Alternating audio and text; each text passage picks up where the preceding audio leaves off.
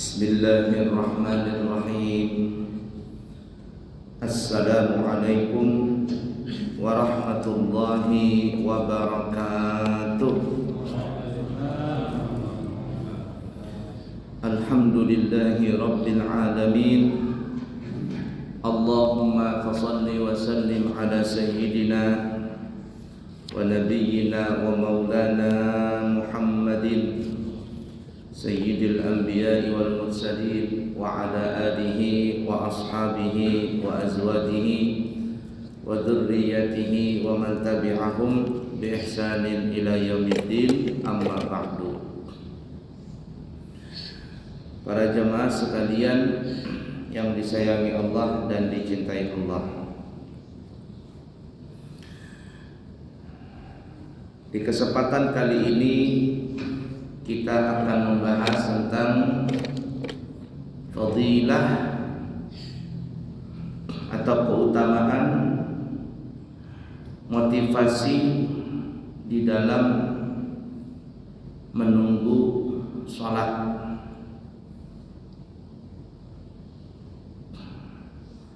Jadi mau dekat waktu sholat kita nunggu sholat tadi. Nah, banyak fadilahnya.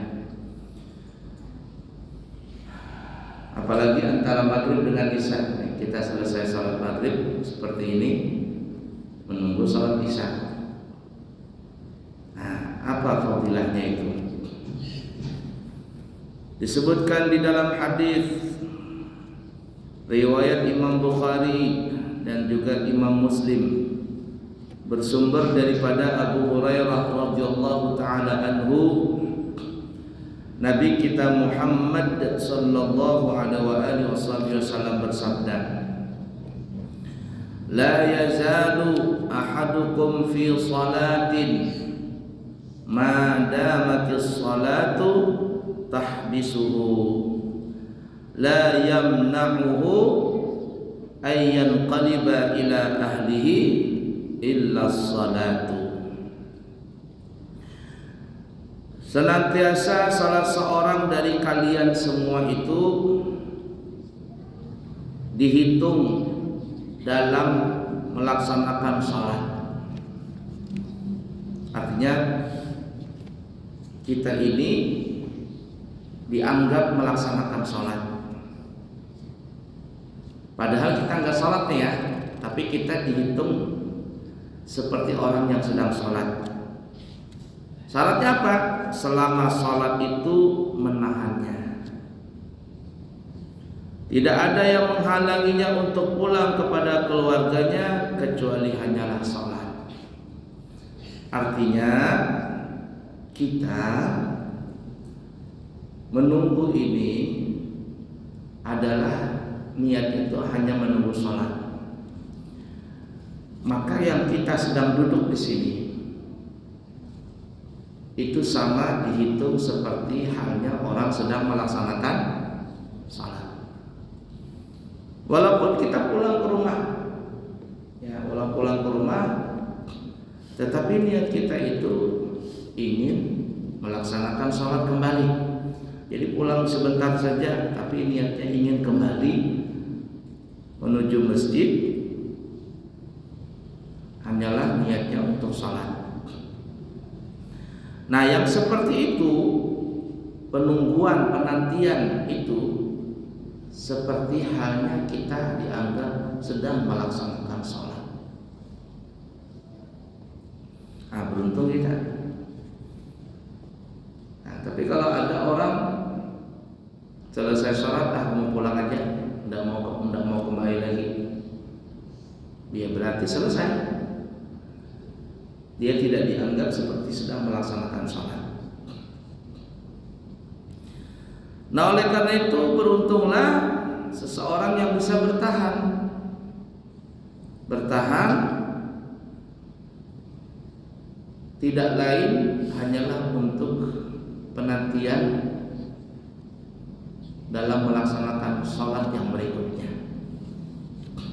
Walaupun dia pulang, seperti nanti kita bisa selesai salat isya. Selesai salat isya, pulang gak kita? Pulang, kada mau kita tinggal di masjid ini. bisa mencari bini kita mana abahnya ini. Kada bulik-bulik, jangan-jangan ke warung Jablay pulang nih jadi. Padahal ada juga. Nah kita bulik ke rumah, tapi kita lihat nanti aku subuh mau sholat lagi di masjid. Ya tidak seperti itu tuh. Pulang kita itu ke rumah kita, bertemu dengan istri kita, dengan anak kita, dengan keluarga kita, bercengkrama dengan mereka. Tapi dalam hati aku nanti mau sholat subuh di masjid lagi.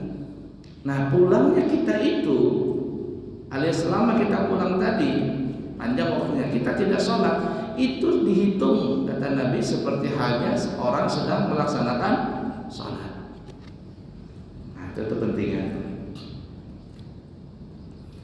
Nah Masya Allah ya, umat Nabi Muhammad SAW sangat banyak sekali Allah berikan anugerah kepada kita ini. Tidak lain tidak bukan karena Allah memandang Nabi Muhammad sallallahu alaihi wasallam tidak seperti umat nabi-nabi zaman dulu.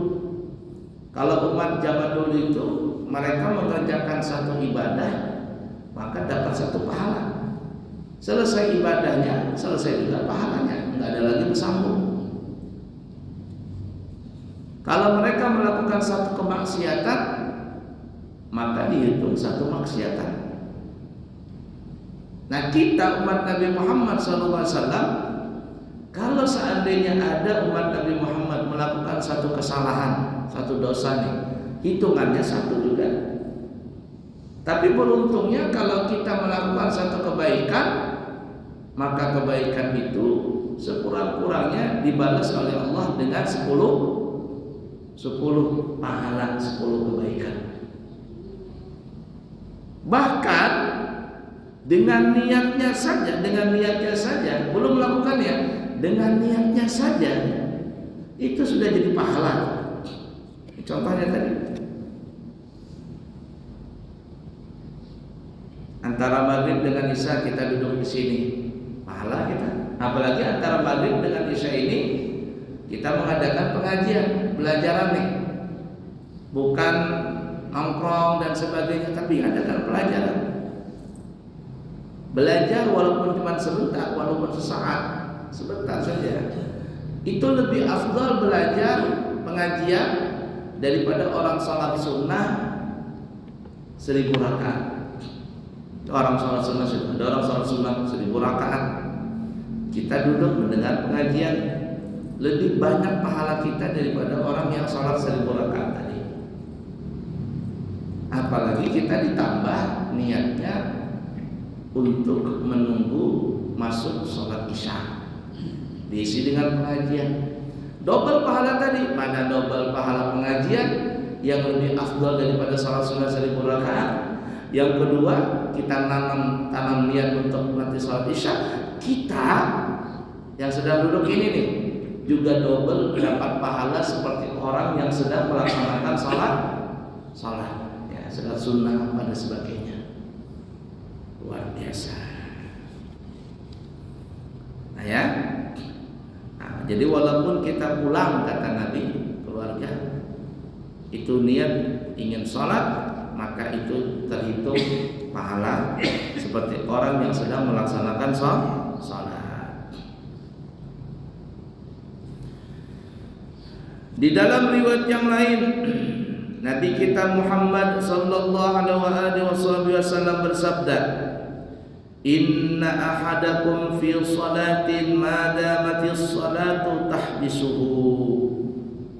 Sesungguhnya salah seorang dari kalian itu terhitung atau dimasukkan seperti halnya orang yang sedang melaksanakan sholat selama dia tertahan oleh sholat tadi. Ya, artinya kita tidak setelah sholat fardu dia kita bertahan sebentar, kita bertahan tapi kita ingin sholat lagi. Itu sama hadisnya tadi ya, kurang lebih saja. Maka dihitung seperti dia sedang melaksanakan sholat. Bukan hanya itu, Nabi menambahkan lagi, wal malaikatu taqulu para malaikat itu berdoa. Malaikat mendoakan. Doakan apa? Doakan untuk kita. Apa dia doa kepada Allah? Allahumma fillahu warhamhu. Ya Allah, kata malaikat-malaikatnya, ampunilah si fulan itu, sayangilah si fulan ya Allah. Sudah diampuni, disayangi lagi sama Allah. Jaka nih ya, kita bisa melihat malaikat atau mendengar suara mereka, maka kita akan melihat tuh malaikat lagi doain kita. Ya Allah, si fulan tuh lagi duduk pengajian sambil nunggu waktu sholat isya. Ampuni ya Allah dia, sayangi dia ya Allah, kabulkan hajatnya. Nah, tapi dalam hadis ini ada tambahan syarat. Apa ajar Nabi? Ma lam yakum min musallahu au yuhdits. Kalau ingin mendapatkan pahala, mendapatkan doa dari malaikat tadi, ada syaratnya nih. Kalau yang pertama kan itu dihitung pahala tuh ya, dihitung pahala walaupun kita tidak sholat, tapi kita menunggu kedatangan sholat, itu sama seperti kita sedang melaksanakan sholat. Nah, tapi kalau ingin mendapatkan doa malaikat tadi, ya Allah ampuni dia, sayangi dia ya Allah, ada syaratnya. Ada syaratnya. Apa itu kata Nabi? Ma lam yakum min musallahu au yuhdits. Dengan catatan selama dia tidak beranjak dari tempat sholatnya, atau dia tidak batal dalam wudu, tidak berhadas. Nah, jadi kita yang duduk di sini di masjid ini ya, sambil pengajian, sambil nunggu sholat isya, mana kita sudah terhitung pahala seperti halnya orang sedang sholat, mana kita dapat pahala belajar mengajar. Kemudian apa lagi? Malaikat mendoakan kita.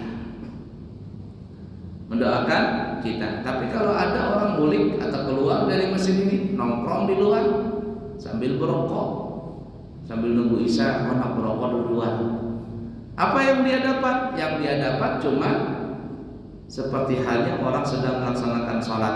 Tapi doa malaikat dapat? Tidak dapat. Dapat pahala belajar? Tidak dapat. Beruntung kita di sini.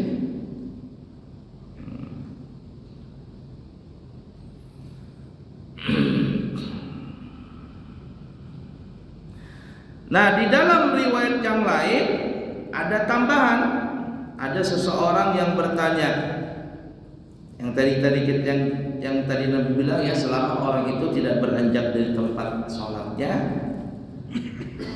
atau selama dia tidak berhadas. Qila, ada yang ditanya nih, Nabi ditanya, wa ma yuhditsu. Lalu apa yang dimaksud dengan berhadas itu ya Rasul? Apakah batal wudu atau apa? Supaya dapat doa malaikat nih ya. Qala, kata Nabi, yang dimaksud berhadas tadi itu adalah yabsuku au yadritu. Maksud berhadas itu adalah selama dia tidak buang angin yang bersuara, atau yadritu bulat, selama dia juga tidak buang angin yang bersuara. Itu dalam bahasa Arab ada kentut yang bersuara dan ada kentut yang tidak bersuara. Nah, adapun kentut yang tidak ada suaranya, cuman baunya dengur-dengur kemana-mana, itu kata teka-teki yang kehilangan berdiam, nah kedapatan ribut. Apa itu? Kantut yang kada bersuara. Itu namanya dalam bahasa al-fusaq, al-fusaq, kentut yang kada bersuara, yang kehilangan berdiam aja. Nah kedapatan maka ribut. Oh, siapa ini? Biasanya kan kalau orang yang kehilangan tuh nang ribut, kehilangan duit kah ribut tuh, kehilangan HP kah, kehilangan apa ribut. Pada kehilangan sana, kehilangan sini. Bulik dari masjid ini umpama kehilangan sendal, kehilangan sendal aku jarnya, maka nukar hanya pulang. Sendal yang harga 300.000 Bapak hilang, kehilangan. Tapi yang mencuri diam-diam aja dia. Tapi kalau kantut dan kada bersuara, yang kehilangan diam-diam saja, yang kedapatan ribut. Siapa yang bawa kantut ini? Baunya kayak naga besaung jadinya. Itu istilah saja. Bau nang kayak naga besaung. Tahu besaung? Naga berkelahi. Padahal mana suah kita melihat naga berkelahi. Artinya baunya itu nang seperti naga berkelahi itu. Nah kalau ayam itu, ayam duduk-duduk saja, santai-santai saja, bau-bau. Tapi kalau dia berkelahi, hambur-hambur tuh baunya kemana-mana. Ibarat kata tuh seperti itu. Au yadritu durab, atau dia kentut penyaring, prat katanya. Kalau kentut penyaring, plat, batal dia berarti. Maka ini termasuk namanya yuhdits. Orang itu berhadas kecil. Artinya dia terhitung masih dapat pahala sholat, tapi tidak dapat doanya malaikat.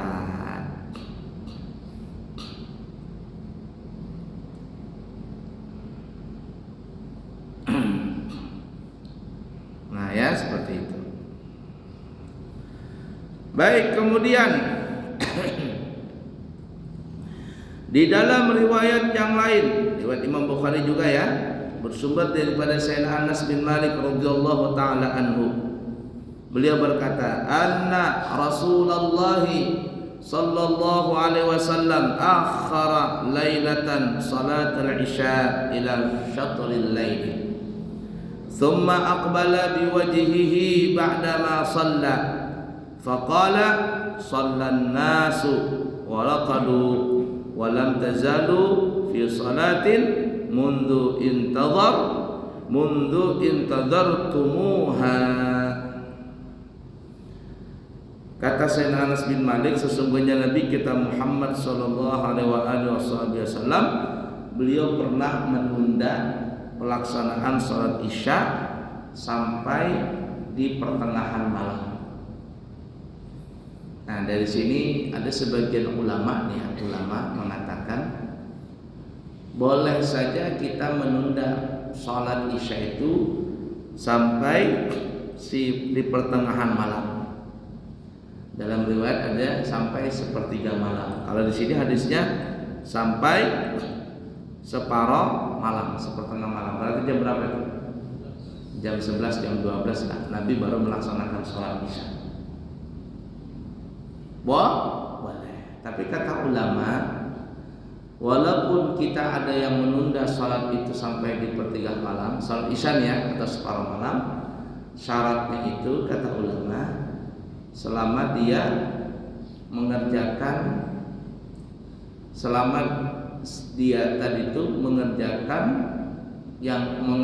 dalam kebaikan, itu boleh menunda. Seperti ini sering terjadi. Kalau kita pergi ke Jawa atau ke mana-mana gitu ya, ada majelis para habaib, majelis para habaib. Itu mereka mengadakan maulid, mengadakan burda dan sebagainya itu setelah sholat maghrib. Nah, kemudian ketika sampai waktu Isya, dikumandangkanlah suara adzan Isya. Tapi tidak sholat Isya. Setelah sholat Isya menyambung acara. Ya baca doa, baca sholawat ini, mengaji ceramah. Terkadang ceramah itu bisa berdua, bertiga, berempat orang itu. Selesai nanti bisa jam 10, jam 11 baru melaksanakan sholat. Nah kata ulama, kalau seandainya dia menunda sholat Isya tadi, tetapi penundaan itu diisi dengan kegiatan yang baik, maka ini boleh dan tidak apa-apa. Nah, nanti kita lihat fadilahnya ya di tadi. Ini boleh. Tapi kalau seandainya ada orang menunda waktu pelaksanaan salat Isya, di waktu penundaan tadi dia mengisi dengan perbuatan yang tidak ada baiknya atau bisa masuk dalam perbuatan makruh, apalagi yang haram, maka menunda salat seperti itu tidak dianjurkan. Setelah salat maghrib nih ya, boleh ke rumah. Boleh ke rumah itu nonton TV atau main apa aja orang nih yang lagi sekarang nih, yang gini-gini yang di handphone apa namanya? Apa anak-anak? Apa? Main game atau judi online, namanya aja judi lagi ya. Judi online. Apa? Mobile Legend apa namanya? Main di HP. Sampai jam 10 malam baru sadar, aku belum sholat isya lagi. Baru dia sholat isya, apa hukumnya? Maka orang yang menunda sholat isyanya tadi sampai sepertiga malam atau sampai separuh malam, namun diisi dengan waktu yang tidak ada manfaat, menunda yang seperti itu adalah hukumnya makruh. Apalagi tidak sholat sama sekali, tambah parah. Nah itu kalau malam minggu nih, besok malam ya, malam minggu itu kalau imam maghrib banyak tuh di jalan-jalan, apalagi bulan hanyar, bulan muda masih ya, orang imbah gajian, masya Allah di jalanan hibak, terutama yang dekat-dekat mall, di Melawai, di banyak orang. Ngapain? Ya ada yang jalan-jalan, ada yang kepingin apa namanya ini, santai-santai, ada yang pacaran pulang lagi, parah banget. Apa yang terjadi? Dia tunda waktu salat isyanya, maka yang seperti ini sungguh termasuk dalam perbuatan yang tidak baik. Tapi kalau seandainya ada dia melaksanakan perbuatan yang baik seperti yang kita sebutkan dari pengajian ya, maka dibolehkan untuk menunda waktu salat isyanya. Seperti halnya Nabi ya, dalam hadis Bukhari ini kata Sayyidina Anas, Nabi pernah menunda melaksanakan salat isya sampai separuh malam ya, anggaplah jam 11 atau jam 12 baru salat isya. Nah, thumma aqbala biwajhihi ba'dama shalla. Kemudian setelah selesai salat, beliau menghadapkan wajahnya kepada para sahabat. Jadi setengah malam baru salat isya. Kalau kita di sini lah salat isyanya jam 11 malam. Kira-kira tertinggal imam aja itu, pulihkan semuanya. Kata imam, mana manusianya ini? Pulihkan sudah. Ada sebagian pasar ya, yang pasar itu kan para pedagang kalau bulan puasa kan ramai ya. Dulu itu ada di Bontang seperti itu. Atau sekarang masih ada enggak ya? Jadi di atas pasar itu ada musola. Kalau kita kayak di Balikpapan kayak di pasar BP, Kelandasan itu ada musolanya. Jadi sepakat di bebuhan pasar ini ya, kita habis buka puasa, setelah itu tidak ada salat isya. Nanti salat isyanya jam 11 malam. Sekalian taraweh katanya. Jadi imbal buka puasa itu bersantai-santai, imbal itu buka toko berjualan nih. Berjualan. Jam 10 tutup Pak. Baru nanti setelah itu naik ke musola. Salat isya dan salat tarawih berjamaah. Tapi karena kompak seperti itu, hibak musolanya. Sepakat nih, penuh musolanya. Nah itu boleh seperti itu. Tidak ada masalah maksudnya. Nah jadi Nabi setelah selesai salat, Nabi pun duduk menghadap para sahabat. Nah di sini kata ulama, dianjurkan bagi sang imam nih ya, setelah selesai salam itu boleh menghadap dengan dua cara. Yang pertama riwayat Imam Bukhari, Nabi selesai salat menghadap kepada jamaah. Selesai salat menghadap kepada jamaah begini. Ini yang biasa dilakukan orang-orang salafi itu begini dia. Tapi bujur-bujur menghadap ke jamaah. Jangan separoh menghadapnya begini nah, ke sana larinya. Jangan bujur-bujur lurus-lurus menghadap ke jamaah gini nah, boleh seperti itu. Ya, boleh. Riwayat yang lain, riwayat Imam Muslim, Nabi setelah selesai salat, selesai salam, menghadapnya kemana? Ke kanan. Ini bubuhan kita. Nah, menghadap ke sini. Nah, ya seperti ini. Bujur-bujur ke kanan menghadapnya. Jangan separuh-separuh. Ada imam tuh kami melihat menghadap ke kanan ada, menghadap ke jamaah ada. Modelnya begini nah. Kesana larinya, ya. Atau ada juga begini. Allahumma tassalam ke sana. Ada, bukan seperti itu. Riwayat hadisnya cuma ada dua. Yang ke kanan menghadap riwayat Imam Muslim, begini kan. Atau riwayat Imam Bukhari menghadapnya langsung mana? Ke jamaah. Ujung-ujung menghadap tadi. Ini terkadang sudah menghadapnya kada bujur, ke jamaah tidak, ke kanan tidak, ya ada yang ke sana, ada yang ke sana. Mengatik tasbih cuma 10 kali aja. Subhanallah, subhanallah, subhanallah, subhanallah, subhanallah. Sekali mengatik 2 biji. Hitungannya orang 33 dia mengatiknya sekali 2 untuk tasbihnya. Ada masjid dekat sini, kami tidak menyebutkan masjidnya. Ada itu unik tuh masjid itu. Jadi imamnya kalau selesai salat baca tasbih, tahmid, takbir itu cuma 10 kali kan berapa kali? Subhanallah, subhanallah, subhanallah, subhanallah, subhanallah. Alhamdulillah, alhamdulillah, alhamdulillah. Enggak ada riwayat seperti itu. Yang ada riwayatnya berapa? 33. Tasbih 33, tahmid 33, takbir 33. Nah, kemudian yang takbirnya ini ada 2 riwayat. Ada yang 33 langsung disambung dengan kabirah. Allahu akbar, Allahu akbar, Allahu akbar kabirah walhamdulillahi katsira dan seterusnya.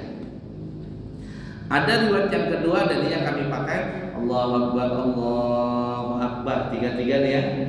Kemudian sambung takbir lagi tapi sambung ya. Contoh Allahu akbar, Allahu akbar, Allahu akbar 33. Kemudian yang ketiga empatnya Allahu akbar kabira walhamdulillahi katsira. Jadi seakan-akan dia membaca takbir tadi 34. Padahal 33 juga, cuman yang 34-nya itu bersambung dengan zikir yang berikutnya. Paham kira-kira? Nah, jadi ada 2 caranya itu. Allahu akbar, Allahu akbar, Allahu akbar kabira walhamdulillah katsira. Itu cara pertama, 33 ya. Ada yang 33, kemudian yang 34-nya nyambung ke berikutnya. Contoh Allahu akbar, Allahu akbar, Allahu akbar, Allahu akbar kabira walhamdulillah katsira, seperti itu. Dan juga sebaiknya nih ya, ini guru ya. Terus terang saya pribadi juga mengambil pendapat guru yang seperti ini karena riwayatnya seperti itu.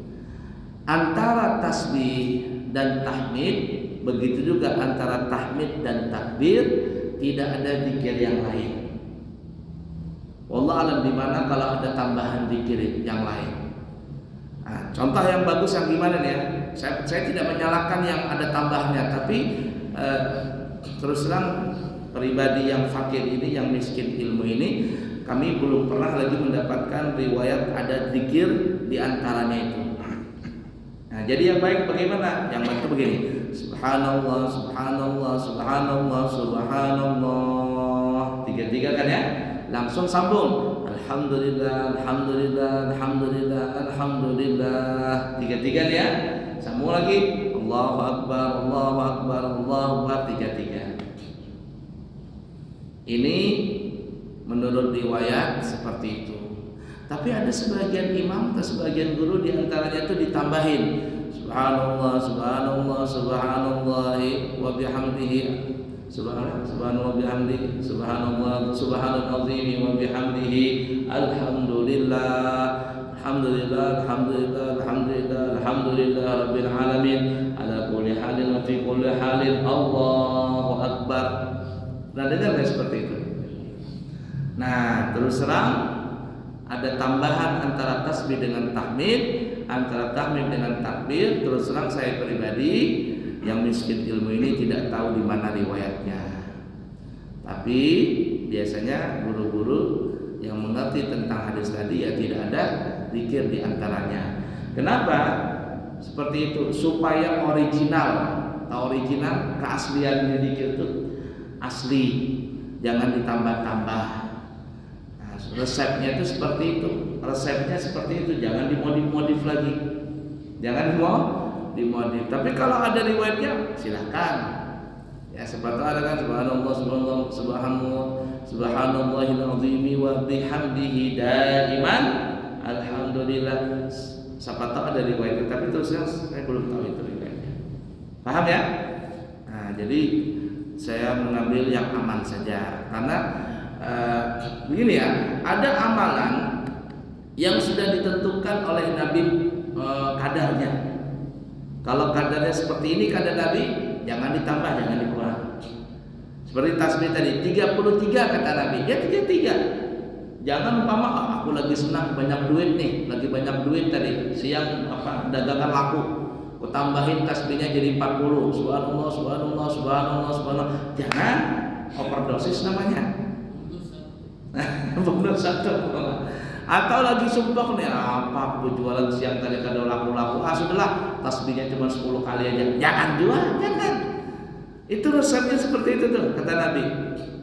Jangan ditambah, jangan dikurang.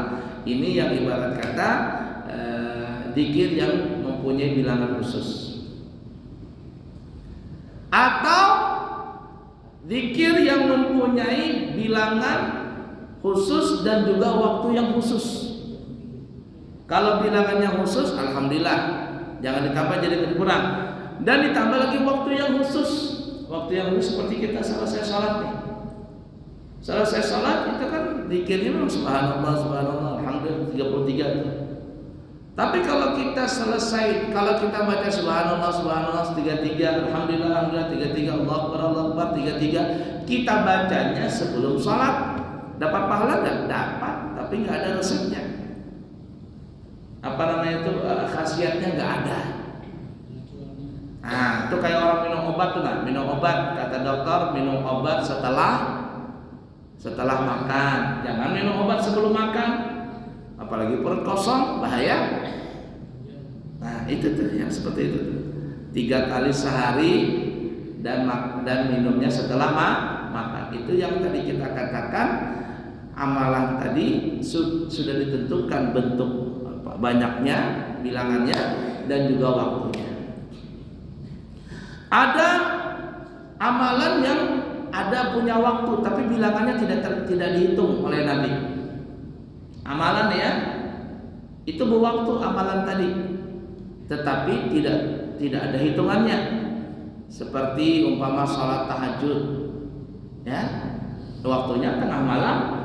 Setelah kita tidur, setelah sholat isya, lalu tidur, lalu kita bangun, kita sholat apapun disebut namanya sholat tahajud. Mau berapa rakaat? Silahkan. Mau 10, 20, 30 terserah. Sekurang-kurangnya 2. Semakin banyak semakin baik. Itu adalah punya waktu tapi tidak punya bilangan. Ada yang punya bilangan tapi tidak ada waktunya. Punya bilangan tapi tidak berwaktu. Bisa saja seperti apa? Orang baca Yasin, kata Nabi, Yasin 5 quri Allah. Kamu baca Yasin dengan niat apapun juga. Nah, bilangannya mungkin ada sekali atau 2 kali. Waktunya terserah saja. Di mana kita punya waktu, silakan baca. Mau pagi kah, mau siang, malam, silakan. Nah, jadi seperti itu tuh model-modelnya ya. Nah, ala kulli hal, kita kembali tadi ya, Nabi setelah salat Isya tengah malam tadi, lalu Nabi menghadap ke jamaah. Apa kata Nabi? Faqala, Nabi bersabda, "Shallan nasu wa raqadu." Sebagian manusia, sebagian kita ini biar Nabi salat Isyanya berdahulu, setelah salat Isya guringan mereka. Nah, jadi Nabi kan juga menyalahkan ada yang salat Isya berdahulu lalu guring-guring. Ya? Tapi apa kata Nabi? Walam tazadu fi salatin mundu intadzartumuha. Nah, namun bukan kalian yang biar Nabi nang bertahan lalu sholat isya bersamaku sampai di tengah malam. Nah, sholat isyanya kalian, kata Nabi, menunggu dari waktu selesai maghrib sampai tengah malam ini, maka kata Nabi, kalian itu dianggap seperti sedang melaksanakan sholat. Berapa jam itu? Sampai jam 11, jam 12 malam baru sholat isya. Nah, kata Nabi, kalian terhitung seperti mendapatkan pahala orang yang sedang sholat. Tapi yang bubuhannya tadi, imbah sholat isya guringan, ya sudah, selesai di situ pahalanya. Nah, mudah dipaham kira-kira? Baik. Itulah 10 menit tentang fadilah, keutamaan daripada orang yang menunggu waktu sholat. Berapa menit lagi? 4 menit. Ada pertanyaan? Tidak ada? Kami baru datang umrah ya, malam Rabu kemarin baru datang, bawa jamaah umrah kurang lebih 15 hari perjalanan. Insya Allah nanti tanggal 6 Juli ya, 6 Juli ya, kami berangkat lagi untuk berangkat haji membawa jamaah ya, dan kembali tanggal 30 Juli berangkat nanti tanggal 6 Juli. Ini Juli atau Mei? Mei ya, Mei Juni, Juni berarti nanti baliknya tanggal 30 Juni insya Allah. Nah, ya seperti itu, bahwa berangkat haji furada insya Allah. Kemudian siapa yang kepingin berangkat umrah nanti setelah haji, insya Allah kami buka pendaftaran di bulan September. Harganya sama 32 juta saja seperti biasa. Dan bagi orang tua yang kepingin menyekolahkan anaknya ke pesantren kami Al-Islami Nurul Anwar, kami buka pendaftaran tingkat SD, SMP, SMA, Ula Ustaquliah. Pesantren kami pesantren yang mempunyai izin lengkap dari tingkat Ula Ustaquliah, dan santri-santri kami banyak yang sudah lulus, termasuk yang kemarin sudah ujian duluan, ujian tingkat SMA. Itu kami sudah berangkatkan ke Hadramaut ya, ke Hadramaut kemarin setelah Idul Fitri ya. Nah, jadi siapa yang kepingin anaknya sekolah di pesantren kami siap juga menerima santri baru. Kiranya cukup sekian dulu, semoga bermanfaat. Yang baik dari Allah, yang buruk dari pribadi minta maaf, minta ampun. Subhanakallahumma wa bihamdika asyhadu an la ilaha illa anta astaghfiruka wa atubu ilaik. Wa akhirul kalam, assalamualaikum warahmatullahi